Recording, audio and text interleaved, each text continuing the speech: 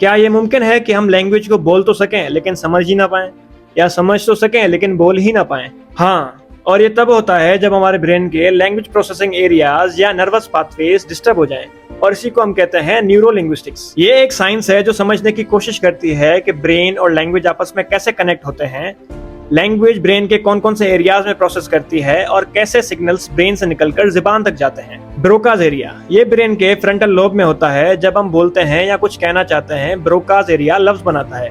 अगर ये डैमेज हो जाए तो हम सोच तो सकते हैं लेकिन कुछ कह नहीं पाते। वर्निकाज एरिया, ये ब्रेन के टेम्पोरल लोब में होता है। जब कोई बात सुनो और उसका मतलब समझ जाओ तो वो काम वर्निका करता है।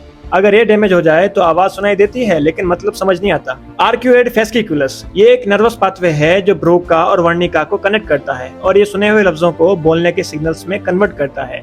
अगर इसमें मसला आ जाए तो हम कोई भी सुनी हुई चीज रिपीट नहीं कर सकते। मोटर कॉर्टेक्स, ये ब्रेन के फ्रंटल लोब में होता है और ये हमारे जुबान, होंठ और मुंह की हरकत को कंट्रोल करता है। अगर ये डैमेज हो जाए तो बोलना फिजिकली मुश्किल हो जाता है। ऑडिटरी कॉर्टेक्स, ये ब्रेन के टेम्परल लोब में होता है जो कि सुने गए साउंड्स को प्रोसेस करता है। विजुअल कॉर्टेक्स, ये ब्रेन के पीछे ऑक्सीपिटल लोब में होता है। जब हम कुछ पढ़ते हैं लिखा हुआ समझने के लिए तो विजुअल कॉर्टेक्स एक्टिवेट होता है।